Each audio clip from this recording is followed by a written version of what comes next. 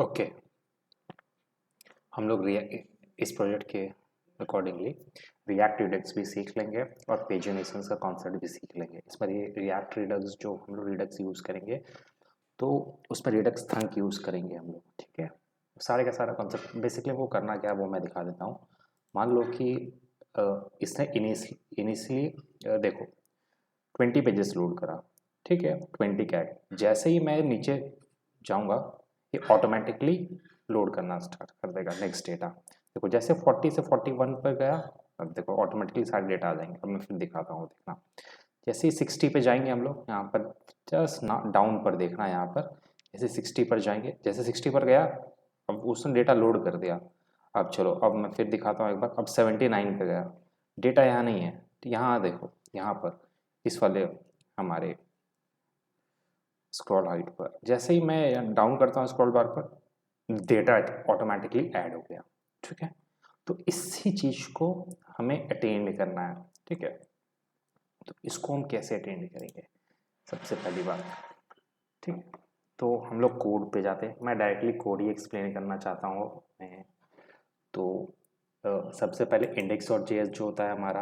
अब हमें करना क्या है, हमें इस डेटा को हम डायनेमिकली भी ले सकते हैं। डायनेमिकली लेना है हमें डेटा एपीआई को कॉल कर कर। अभी करना क्या है हमें, ठीक है।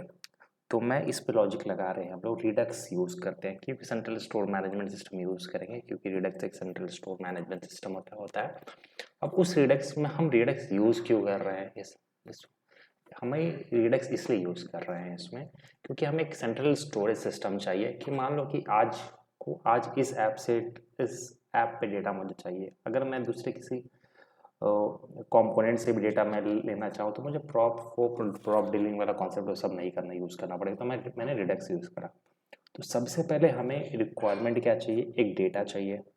अभी देखो वो पेजिनेशन का कॉन्सेप्ट है, हर एक पेज वो डायनेमिकली वो पूरा का पूरा डेटा एक बार में एपीआई उससे वो कॉल नहीं कर रहा है। वो जैसे ही मेरा वो वहाँ पर जा रहा है तो उसको वो कॉल कर रहा है। तो अब इस चीज़ को, फीचर को हम ले कैसे, हम कैसे बनाएं। तो सबसे पहले हम ये बनाते हैं एक रिडक्स का कॉन्सेप्ट। तो हमें सबसे पहले एक स्टोर बनाना होता है। तो स्टोर में 3 कंपोनेंट होते हैं, एक एक्शंस, एक रिड्यूसर और एक स्टोर। सबसे पहले हम जाएंगे रिड्यूसर के पास, ठीक है। एक रिड्यूसर मैंने बनाया डेटा फेच बोलकर, एक डेटा रिड्यूसर होगा जिसका काम रहेगा कि हमारा जो भी डेटा है वो मैं इस डेटा स्टोर पे डाल दूंगा, ठीक है। तो हमने एक बनाया export default function data reducer, उसमें स्टेट पास करा, एक्शन पास करा। अब इस एक्शन के अकॉर्डिंगली, एक्शन क्या बोलता है उसके अकॉर्डिंगली हम डेटा इस पे डालते हैं, ठीक है। अभी हमने अगर एक्शन डॉट टाइप गेट रहा तो हम एक रिटर्न कर देंगे जो भी पुराना डेटा है वो, प्लस एक नया डेटा वो डाल। मैंने यहाँ सेट इसलिए यूज़ करा है कि मान लो कि अभी सेट कर रखा है, मैं फिर से एक बार एक्सप्लेन कर देता हूँ आपको सेट, ठीक है। अभी देखो क्या करा है। सबसे पहले इसे हम लिखते कैसे हैं, अगर बेसिकली हम ऐसे लिखेंगे, इसके रिटर्न करेंगे जो कि प्रीवियस स्टेट हुआ, स्टेट रिटर्न कर दिया।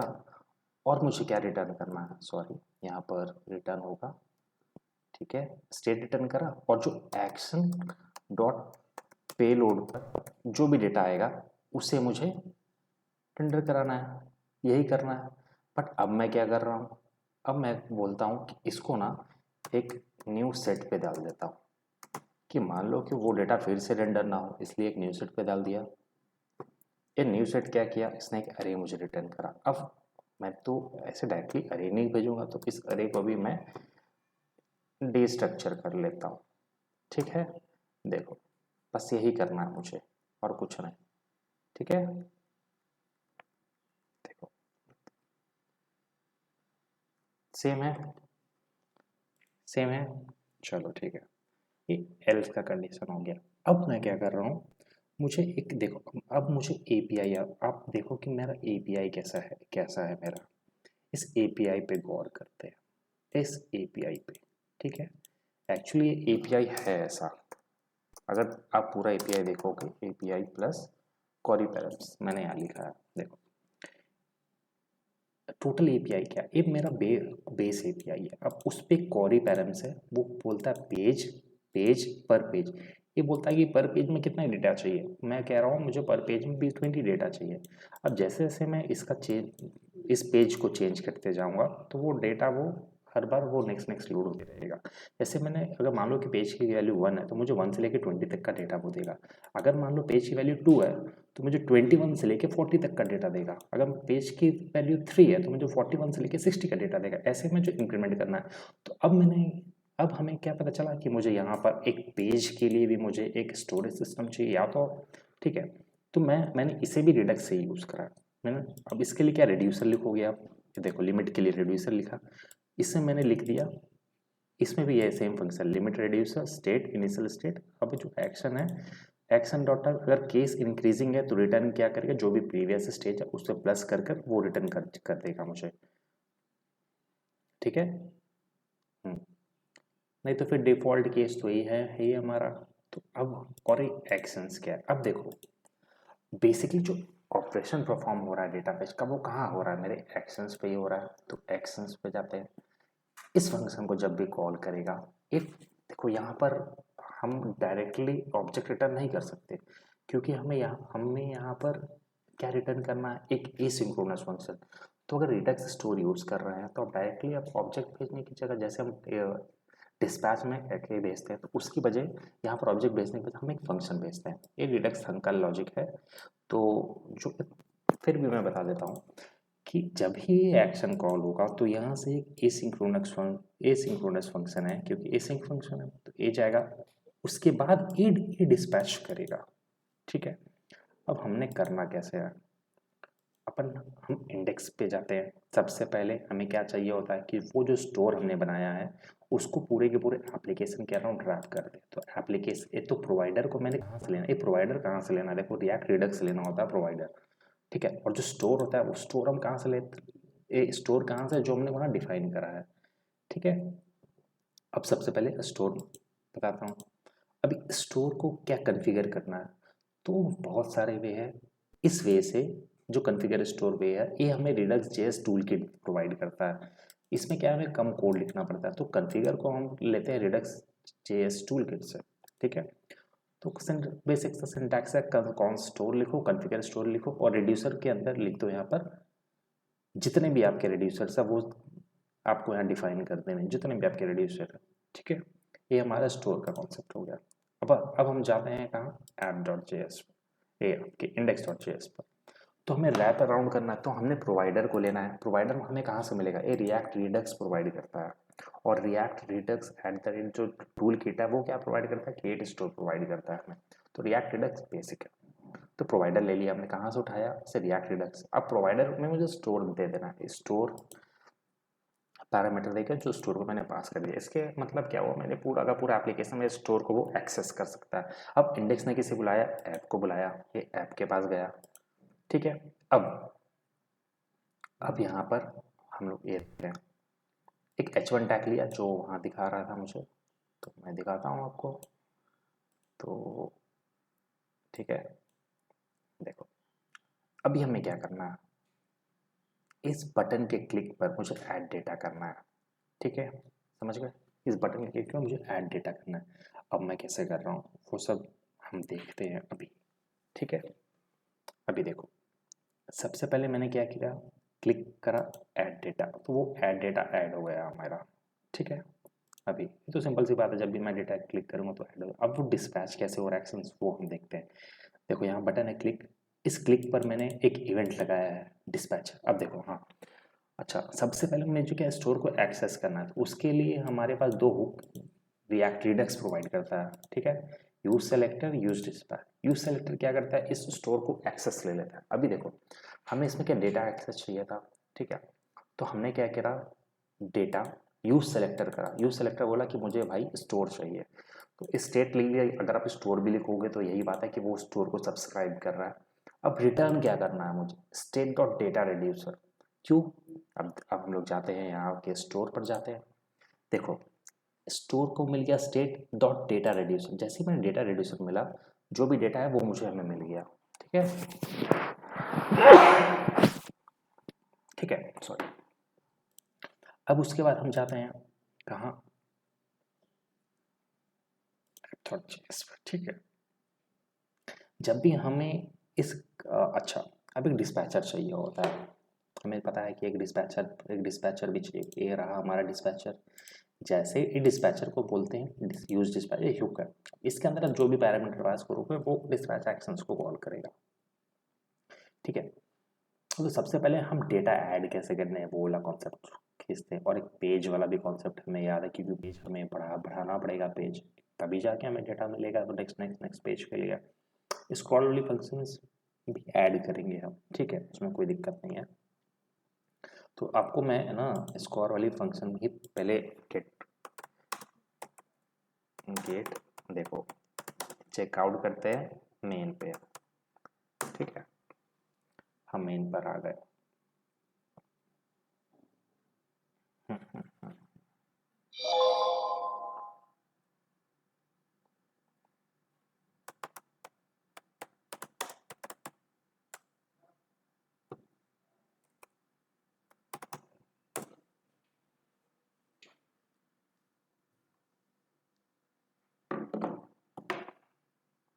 अच्छा, कितने ब्रांच है मेरे पास?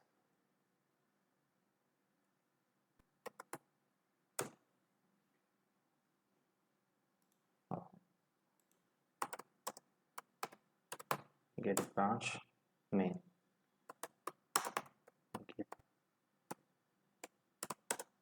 चेकआउट में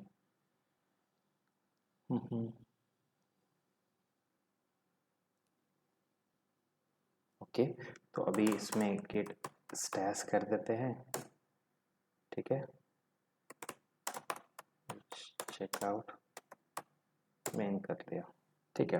अब यहाँ पर आ गए, इसको हम देखते हैं इसमें क्या था। इसमें हमने स्क्रॉलिंग ऐड नहीं करा, देखो जैसे नीचे जा रहा है स्क्रॉल नहीं हो रहा है, ठीक है, जा रहे हैं स्क्रॉल नहीं हो रहा है। जब मैं नेक्स्ट पर पेज पर क्लिक कर रहा हूँ तो यहाँ देखो वो डेटा ऐड हो गया, जैसे हम लोग पीछे यूज़ करते थे प्रीवियसली, नेक्स्ट था, पेज था, तो ये अब कॉन्सेप्ट ओल्ड हो गया, अब इन्फिनाइट स्क्रॉलिंग वाला ये कॉन्सेप्ट चल रहा है। तो इसको समझने के लिए पहले इसको हम समझते हैं, ठीक है। इस बटन पे क्लिक है, ठीक है, तो इनिशियली क्या करा, पहला 20 डेटा लोड होगा, ठीक है। अब एक नेक्स्ट पेज से क्या हो रहा है, अब देखो नेक्स्ट पेज को मैंने क्लिक करा तो क्या है, डिस्पैचर को कॉल करेगा जो कि इंक्रीमेंट करेगा, तो एक कर क्या रहा है पहले वो देखो, ठीक है। देखो यहाँ हम लोग लिमिट पे जाते हैं, इसके डिस्पैचर को कॉल करेगा, अगर इंक्रीज है तो क्या हो रहा है, पेज का स्टेटस देखो, हमारा पेज बढ़ गया 1 से, तो अब मुझे नेक्स्ट डेटा बोल देना है, कह रहे हैं, ठीक है। अब नेक्स्ट डेटा तो वो इसने पेज को इंक्रीमेंट कर दिया, तो लेकिन हम कैसे बताएंगे कि हमें फिर से वो फंक्शन चल स्टार्ट करना है, रीरन करना है। तो देखो हमने क्या करा है, एक यूज इफेक्ट डाला है, और जब भी पेज की वैल्यू हमारी चेंज हो रही है तो डिस्पैचर को कॉल कर रहे हैं जो कि मेरा फंक्शन चला रहा है। तो इसको मैं एक्सप्लेन करूँगा कैसे वो चल रहा है। तो ये मेरा कॉन्सेप्ट है कि जब भी मैंने नेक्स्ट क्लिक करा तो पेज की वैल्यू चेंज हो गई, उस पेज को मैंने कहाँ से सब्सक्राइब किया, स्टोर से, जैसे यूज सेलेक्टर के मदद से। और जब भी ये पेज की वैल्यू चेंज हो रही है तो वो डिस्पैचर एक्शन फंक्शन को कॉल कर रहा है, वो फिर से पेज की वैल्यू अब इंक्रीमेंट हो गई। अब जैसे ही पेज की वैल्यू इंक्रीमेंट हो गई हमारी, तो वो एपीआई को कॉल करेगी फिर नेक्स्ट पेज की वैल्यू से, जैसे नेक्स्ट पेज की वैल्यू से देखो पेज की वैल्यू यहाँ चेंज हो जाएगी, तो 1 2 3 ऐसे डेटा आते रहेगा और हमारे इसमें ऐड होते रहेगा, ठीक है। अभी डिडक्स थंकल ये डिस्पैचर क्या कर रहा है, देखो ये डिस्पैचर यूज डिस्पैच करा, अब मुझे क्या करना है, यूज डिस्पैचर में डेटा एक्शन, ये क्या है हमारा, ये जो हमने लॉजिक लिखा है डेटा एक्शन का, जो कि डेटा फेच करके देगा, ये डेटा फेच है, डेटा एक्शन, तो इसके उसको हमें पेज भेज, देखो यहाँ पर ये जो भी रिडक्स थंक का लॉजिक है, तो यहाँ पर मुझे क्या करना है, एक डिस्पैच फंक्शन ए करते हैं, बट हमको वहाँ से डेटा चाहिए, तो हम डेटा चाहिए तो यहाँ पर डेटा ले रहे हैं, इसलिए हमने पेज डिफाइन किया है यहाँ पर कि मुझे पेज चाहिए यहाँ पर, ठीक है। इसलिए हमने यहाँ पर डिफाइन किया कि मुझे पेज चाहिए, बस उस पेज के जरिए यहाँ पर क्वेरी पैरम में जो भी हमारा क्वेरी किया जाएगा वो रिस्पॉन्स वो आएगा, ठीक है। तो रिस्पॉन्स डेटा ये तो क्लियर होना चाहिए, ठीक है, ये होगा ही आप लोगों को। अब हम क्या करते हैं, सिंपल सी बात है, अब ये कॉन्सेप्ट तो हमें समझ में आ गया एक्शन का, ठीक है। अब जब भी हम इसको क्लिक कर रहे हैं, इसको क्लिक कर रहे हैं, नेक्स्ट को क्लिक करा तो क्या हुआ, डिस्पैचर एक्शन को कॉल करा। उसने क्या इस डिस्पैचर ने क्या क्या करा है, इस पेज को अपडेट करा। जैसे ही में हमारा पेज अपडेट हुआ तो उसने डिस्पैचर को कॉल किया जो कि रेडक्स थंक के लॉजिक पे काम कर रहा है। बट हमको क्या है, वहाँ पर हमें जो करंट पेज की वैल्यू है वो भेजनी थी, तो हमने पेज भी भेज दिया। तो डेटा एक्शन करके हमने पेज भेज दिया, तो कॉल कर, तो वो एक फंक्शन करेगा, फिर वो डिस्पैच करता है एक्शन, तो वो फिर डेटा उसको वहाँ भेजेगा। देखो ऐसा होता है कि, तो इसने क्या किया, उस डेटा को वो पेलोड में भेजा। तो अब इस डेटाबेस ने क्या किया, उस पेलोड को जैसे हमने स्टार्टिंग में करा था एक्शन डॉट पेलोड को, उसने इसमें डेटा पे डाल कर ये कर दिया, ठीक है। अभी सेम चीज हमें, जैसे देखो यहाँ जैसे ही हमारा पहुंचा, अब हमें, अब नेक्स्ट चीज करना क्या है, हमें, हम इसमें क्लिक कर रहे हैं, इस एक क्लिक पे हमारा क्या हो रहा है, हम चलते हैं, इस क्लिक पे हमारा क्या हो रहा है, एक इवेंट कॉल हो रहा है, यही बात है, पेज की वैल्यू बढ़ रही है, यही बात हो रही है ना। यहाँ पर जैसे हमने ऑन क्लिक करा इस बटन पर, इस बटन पे जैसे ही हम ऑन क्लिक करते हैं तो डिस्पैचर टाइप इंक्रीमेंट होगा और हमें एक डिस्पैचर फंक्शन कॉल करना है। तो हम ऐसा कुछ कर सकते हैं कि हमें क्लिक ना करना पड़े, वो ऑटोमेटिकली हो जाए। हाँ कर सकते हैं। तो उसके लिए हाँ ही हम इनफाइनाइट स्क्रॉल यूज करते हैं। तो मैं ले चलता हूँ आपको इनफाइनाइट स्क्रॉल वाले ब्रांच पर, git checkout, git checkout infinite scroll वाले ब्रांच पे जाते हैं, ठीक है। गेट ब्रांच स्क्रॉल इफेक्ट,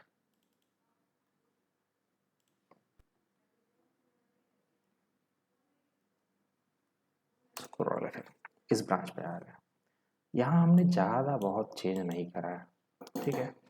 इसमें हमने कुछ ज़्यादा चेंज नहीं करा है, बाकी सारे लॉजिक यही सेम है। बस एक है कि जो नेक्स्ट पेज हम लोग दाबते हैं, नेक्स्ट पेज पर क्लिक जो करते हैं वो हमें नहीं चाहिए नेक्स्ट पेज के क्लिक पर, ठीक है। क्या करते हैं देखो, तो इसको ना हटा देते हैं बटन को यहाँ से, ओके। ये बटन नहीं है मेरा, यही करना है हमें, ये बटन के क्लिक में हमें काम नहीं करना, हमें काम करना है किसके क्लिक पर, किसके स्क्रॉल इफेक्ट पर। अब देखो यहाँ पर हमें तीन चीज़ें ध्यान देनी पड़ती है डेटा डाउनलोड कर। देखो अच्छा, ये पूरा का पूरा क्या है, हमारा ये व्यू पोर्ट है, ये मुझे दिख रहा है, ठीक है। यहाँ से लेके यहाँ तक ये जो भी है यहाँ तक, ये पूरा डॉक्यूमेंट का क्या है, डॉक्यूमेंट हाइट है। यहाँ से लेके यहाँ देखो, इसके बीच में पूरा का पूरा डॉक्यूमेंट है, तो पूरा डॉक्यूमेंट हाइट हो गया। ये क्या है, यहाँ इस पॉइंट से लेकर इस पॉइंट तक ये क्या है, विंडो का हाइट है हमारा। जो भी विंडो हमें विजिबल है उसे विंडो हाइट बोलते हैं।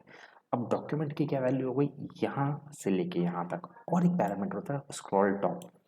स्क्रॉल टॉप हमें यह बताता है कि टॉप से लेकर इस टॉप से लेकर यहाँ तक कितना डिफरेंस है, समझ गए, ठीक है। तो कितने पैरामीटर हो गए, 3 पैरामीटर, ठीक है। तो अब हम करते हैं यहाँ पर, देखो हम इसको कॉल नहीं करते हैं, पहले मैं इसको कमेंट आउट करता हूँ। तो 3 पैरामीटर की बात करते हैं, चलो ठीक है। अभी इसको मैं तुम्हें तुम लोग इंस्पेक्ट करके दिखाता हूँ। कंसोल इज क्लियर, ठीक है। क्लिक डेटा करा, एक नंबर, जो जो पेज बोल रहा है एक नंबर। अब मैं क्या करूँगा, देखो जैसे मैंने स्क्रॉल करता हूँ, देखो स्क्रॉल हाइट क्या हो गया, 5057। यहाँ से लेके यहाँ तक जो हाइट है इसको 5057।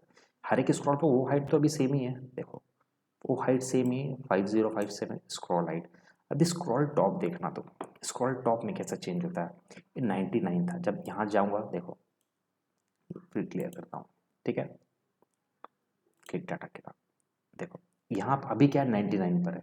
एक स्क्रॉल करूँ, स्क्रॉल टॉप वही है, स्क्रॉल हाइट हमारा 748 ही है, ये स्क्रॉल हाइट हमारा 5057, ये चेंज नहीं होगा।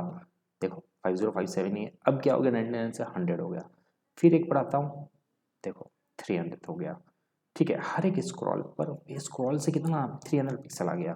फिर 400 पिक्सल आ गया, फिर 500 पिक्सल आ गया, ऐसे ही करते करते करते करते करते हम लोग आ जाते हैं नीचे। अब देखो जैसे ही मेरा यहाँ लोअर टच करेगा तो क्या होना चाहिए, एक हमारा एक्शन क्रिएट होना चाहिए यहाँ पर। तो यहाँ पर एक कॉन्सेप्ट हम देखते हैं, देखो इसको कंसोल लॉट हाइट हटाते हैं। अब हमें करना क्या है, सबसे पहले मैंने क्या बोला, ये डेटा चाहिए मुझे यहाँ से लेके हाइट तक, ये मुझे देता, ये जो हाइट हो गया डॉक्यूमेंट, ये पूरा का डॉक्यूमेंट है, तो उसे डॉक्यूमेंट एलिमेंट हो गया dot scroll height. Scroll height हमें पूरा स्क्रॉल हाइट का हाइट दे देगा, यहाँ से लेके स्क्रॉल हाइट, यहाँ से लेके यहाँ पे इसको स्क्रॉल, क्योंकि स्क्रॉल का पूरा ये है तो स्क्रॉल हाइट देगा मुझे। अब स्क्रॉल टॉप, ये स्क्रॉल टॉप से कितना डिस्टेंस पे वो देगा, स्क्रॉल टॉप से कितना डिस्टेंस पर है। और व्यू हाइट, ये जो पूरा पूरा हमारा व्यू है वो विंडो डॉट इनर हाइट देगा।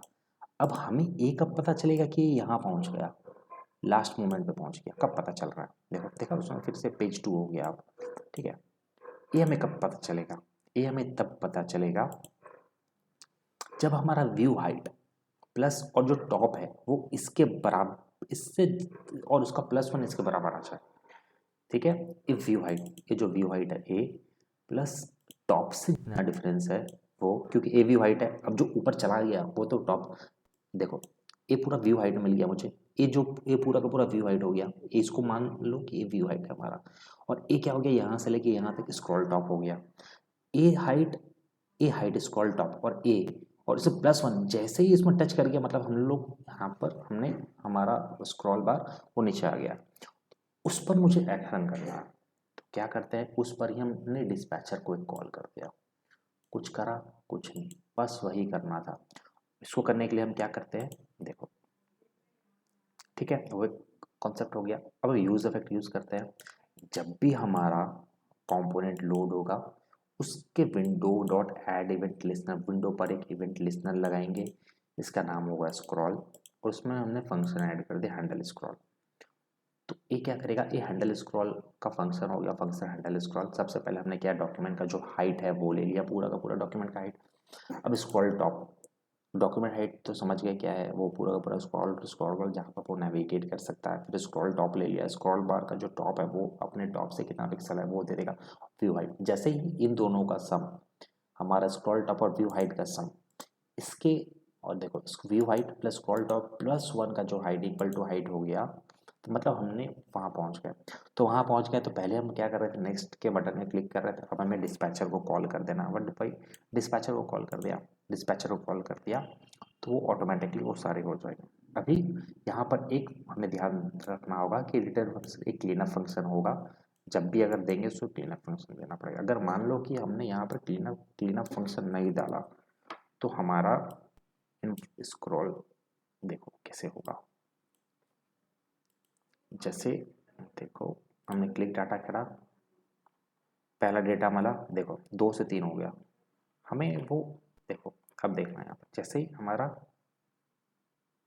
देखो अपने आप वो भागना स्टार्ट हो जाएगा, ठीक है, क्योंकि हमने रिमूव फंक्शन नहीं करा है, ठीक है। तो ये हमें क्लीनअप फंक्शन देना पड़ेगा, ठीक है। हमने क्लीनअप फंक्शन दिया, ऐड करा डेटा, फर्स्ट डेटा।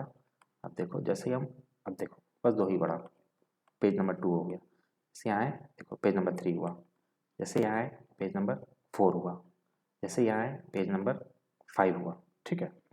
ये हो गया इनफिनाइट स्क्रॉल, ठीक है।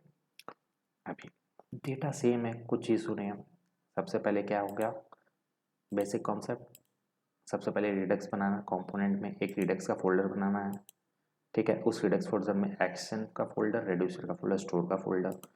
अब देखो बताता हूँ, अब रेड्यूसर के फोल्डर में डेटा फेच वाला एक फंक्शन होगा जिसमें स्टेट और एक्शन पास कर दोगे, इनिशियल स्टेज पास कर दिया, एक लिमिट भी चाहिए हमें तो लिमिट में पेज लिमिट और ये लिमिट कर दिया, और एक्शन ही डिफाइन करेगा कि क्या एक्शन करना है। वो एक्शन तो ये होता है भाई हमें कॉल करना है, उसमें पेलोड में डेटा भेज दिया हमने, ठीक है। अब स्टोर को हमें क्या करना, कन्फिगर करना पड़ेगा जितने भी डेटा रेड्यूसर, अब इसको यहाँ पर डिफाइन कर दिए रेड्यूसर में, और जो भी रेड्यूसर है हमारा अब उसे हमें पूरे एप्लीकेशन को प्रोवाइड करना, तो प्रोवाइडर के थ्रू प्रोवाइड करेंगे, स्टोर और प्रोवाइडर कौन देता है हमें, रिएक्ट रिडक्स देता है।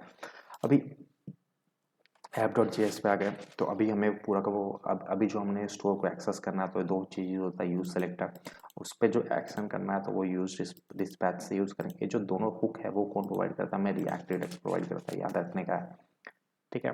तो डिस्पैचर में क्या करा हमने, यूज डिस्पैच हुक करा, और कौन अब डेटा चाहिए कहाँ से, तो क्या यूज़ करेंगे, use selector hook. Use selector hook में एक फंक्शन लेता है कॉल बैक फंक्शन, वो स्टेट एक्चुअली ये स्टोर है, हम स्टेट लिखते हैं बट क्योंकि कन्वेंशन करके स्टेट लिखते हैं, बट ये स्टोर है, ठीक है। स्टोर ले लिया, अब स्टोर में स्टोर के डॉट डेटा रेड्यूसर को वो डेटा क्या हो गया, वो उसको एक्सेस कर लिया डेटा। अभी हमें एक स्टेट का जो पेज है वो भी चाहिए, ठीक है। State dot limit reducer dot page लिखा, क्योंकि स्टेट जो स्टोर है उसमें जो ऑब्जेक्ट है रेड्यूसर था वो लिमिट रेड्यूसर हो गया। अब उसके अंदर जो ऑब्जेक्ट, उसके अंदर भी एक ऑब्जेक्ट था, इसके अंदर पेज था, इसमें पेज थे, एक हमारा लिमिट था, ठीक है। पेज को एक्सेस कर लिया। अभी हमने क्या करा, जब भी अब हमें क्या करना था, पहले हम लोग क्लिक यूज़ कर रहे थे, तो हमारे जब भी हमारा यूज़ अफेक्ट के यूज़ पे जब भी एक स्क्रॉल इवेंट करते हैं, और ये तो हैंडल स्क्रॉल एक फंक्शन कॉल होगा, वो फंक्शन क्या है चेक करेगा। यहाँ पर हमारा जैसे ही हमारे लास्ट पे पहुँच गए तो वो डिस्पैचर को कॉल करेगा। वो डिस्पैचर क्या करता है, वो डिस्पैचर का काम क्या है, एक पेज को इंक्रीमेंट करेगा। जैसे ही हमारा पेज इंक्रीमेंट हुआ यहाँ पर, तो हमारा क्या होगा, ये डिस्पैचर कॉल होता है, डिस्पैचर कॉल होगा।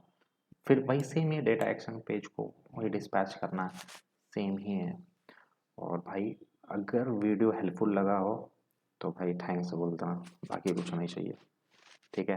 ये वीडियो मैंने बनाया था बस आप अपने यूज़ के लिए, और ताकि कभी भी रेफरेंस किसी को भी हेल्प पड़े ईजी क्रश वे में, क्योंकि मैंने अपने से सीखा है, सेल्फ लर्न करा है, तो मैं भी चाहता हूँ जो मैंने टाइम वेस्ट करा है कि आप लोगों का किसी का भी जो भी वीडियो देखे तो उसका हेल्प हो जाए, बस nothing else more than that. And I believe in giving back to the community. पैसे नहीं कमाने हैं भाई किसी वीडियो से, कम्युनिटी से मैंने सीखा है ऑनलाइन पढ़कर सब, तो कम्युनिटी को बैक देने में क्या जाता है। ओके थैंक्स, मुझे जय हिंद। मुझे भी लगता है कि आप लोग भी यही सोच से लोगों की मदद करोगे। जय हिंद।